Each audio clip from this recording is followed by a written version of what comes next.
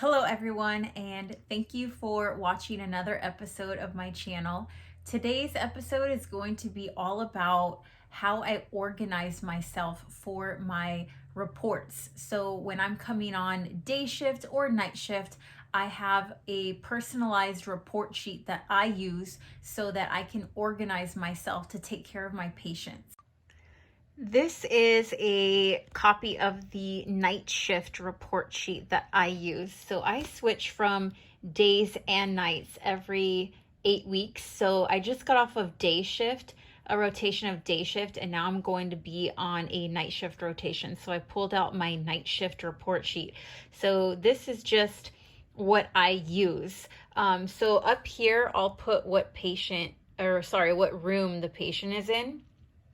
And then up here, I'll put my patient's first and last name. Let's just say for now, my patient's name is J and then Z. JZ I have. And also what I'll do is I'll normally fill all this out in pencil, especially if I have a 3-night shift in a row and I just want to keep the same paper and save the trees. I will write in pencil and just erase anything that doesn't apply anymore.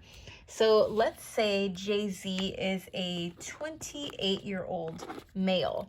And he is here, I don't know, let's say his diagnosis is, I don't know, let's say he has a PE. He has a pulmonary embolism, right? I'm going to write different things that don't necessarily equate to having a PE, just so you can see, like, let's say my patient was vented or something like that. I'm just going to write different things that don't necessarily equate to this diagnosis, just to give you an idea of how I fill things out. So anyway, so I'll put my allergies here. Let's say he's allergic to sulfa, and then he's a full code, and he's a high fall risk. Maybe he's on medication that makes him super dizzy, or like he's on Lasix or something like that, and he has to get up to go to the bathroom a lot, or he is hooked up to lots of wires that make him a high fall risk. MD today would be like the certain provider that's on for today. I usually will write IM, like if they're internal medicine or if they're critical care. We do at my hospital get pediatric patients, so we could say peds, and then I'll actually write the doctor's name and the doctor's phone number there, so I don't have to keep looking at our watch bill to get it.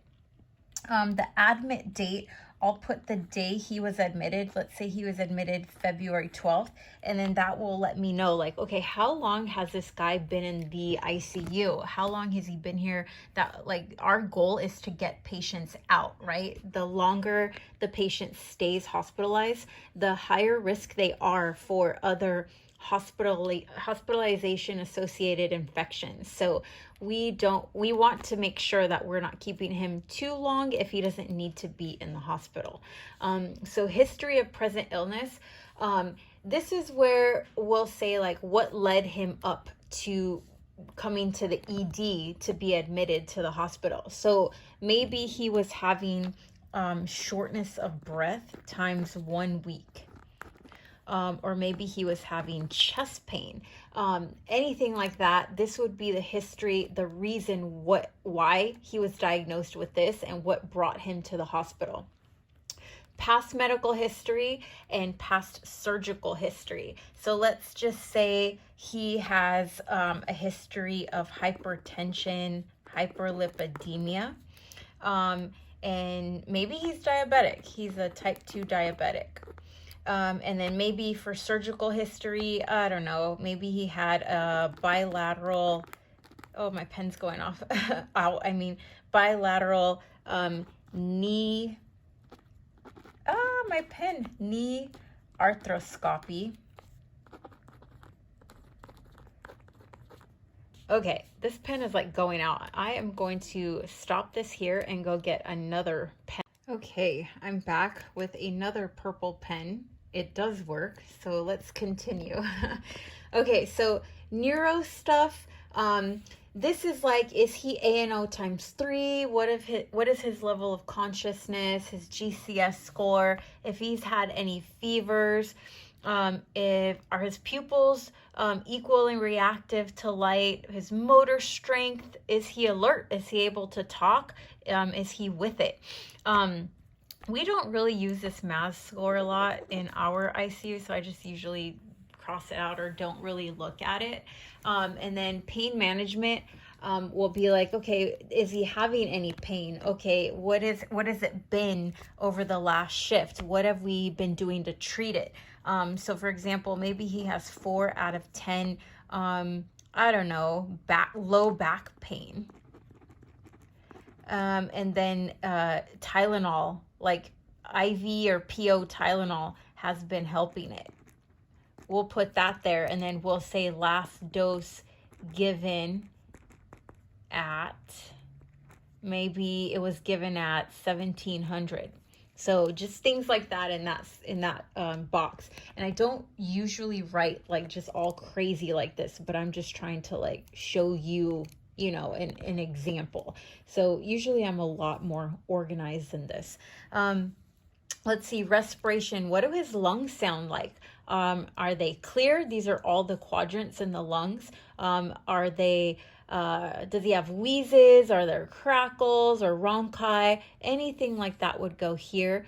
And then is he on any oxygen? Is he on room air, nasal cannula? If what, let's say he's on 2 liters per minute. CPAP, BiPAP, is he on a vent?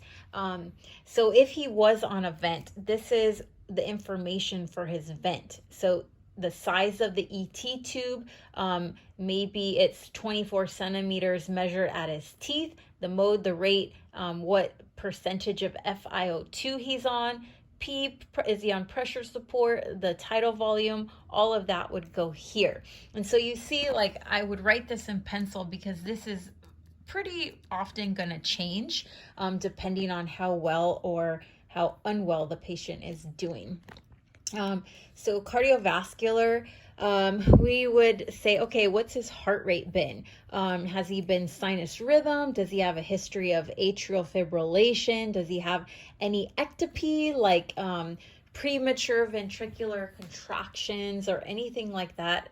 Does he have a pacer? Has he been hypo or hypertensive? If so, how low has he been, or how high has his blood pressure been, and what have we been doing to treat that or try to keep that at bay? Then the pulses, if he has any edema, let's say he has like +2 pitting edema in his lower extremities, bilat lower extremities. And then this is just if he is on a pacer, what are his pacer settings? Drips, this could be anything. It can be normal saline, it can be LR, maybe if he was vented, he's on a fentanyl drip, or let's say he is on Precedex or Propofol, and then maybe he's on like Cardine. Maybe he has a banana bag, maybe he was a drinker or is a drinker and he needs a banana bag. So you get the idea. Anything that is not intermittent, anything that is running continuously would go on drips. GI or gastrointestinal, does he have bowel sounds? What kind of diet is he on? Does he have an NG or OG tube? Anything like that. And then chest tubes, what is his output been, if he has any output, or is there air leak? Where is he at water seal, or is he at low continuous water suction? So I would just like circle one, and then I'd say maybe -20 centimeters of water. So just, not all of this is obviously going to apply to one patient, but you're just writing in whatever does apply to your patient. For GU or gastro urinary, you would talk about things like his voiding. Does he void spontaneously? Does he have a Foley? If he does have a Foley, what size French is it? What has his urine output been per hour? So that would all go there. Mobility, is he able to move independently, or is he like a ×2 assist? Does he have a steady gait? Do we need physical therapy or occupational therapy? All of that would go in this section right here. Lines. So what kind of IVs does he have? Does he have a central or art line, maybe a PA cath? This would say dressing change due. Honestly, I don't really put anything here because on our computer, in the patient's online chart, we have that in there, and it will like flag you and say, okay, the patient has had this central line in for 7 days now, it's time to change it. So those kinds of things would go here. And then we would talk about skin or wounds. Is this patient immobile? Do we have to put him on a turning schedule? Let's say we have to turn him Q2 hours. If he has any drains, we need to make sure that the drains aren't leaking, like an ostomy or maybe a JP, like around the insertion site. We need to make sure the drains, the insertion sites, are clean, dry, and intact so the patient doesn't get any macerated areas. The biggest thing we don't want to do is cause a pressure ulcer on an immobile patient. And then we would talk about like any scars, maybe if they're pretty, if we need to know about that, bruises, redness, I don't know, pustules, blisters, anything like that would go here. This consult would be for like a wound care nurse if he or she needs to see this patient. And then down here, we have nursing plan, education plan, nursing concerns, and then pending future labs and procedures. So this all ties everything together. When a patient is in the hospital, it's not just because, you know, we want to keep them there forever. We want to know, what is the plan? How are we going to move this patient? Is the patient going to be able to be discharged home? Do they need to move to a step-down unit or to a medical surgical ward? Are they going to have to go to a nursing home after this, or any kind of physical therapy care afterward? So all of this is good to know. And then also just what to do for the shift. What are the goals for the shift? Here, these are just like different protocols. Like, is the patient on an ICU electrolyte protocol? So let's say his potassium is too low. Then we would check this and say, okay, we're going to replete potassium following the ICU electrolyte protocol. And then just, these are all different things, protocols that the patient could be on. Here under extras, I know some report sheets, they have an actual place for labs. This one does not. Here under extras, I'll put any pertinent labs like potassium, sodium, let's say mag, FOS, if that's a problem that the patient's having. Also H&H, maybe his white blood cells are high, platelets, just whatever you need to know as far as labs would go here. This here, I love this section because this keeps me really organized. If I come on a shift and I have like certain meds or treatments that I need to get done, maybe neuro checks Q1 hour, I like putting little boxes here, like let's say here, like neuro check, neuro check. Maybe patient needs meds here. In the ICU, if we're doing neuro checks or vitals, it's usually Q1 hour, but I'm very visual, I'm very hands-on. I need to like put checks in the boxes.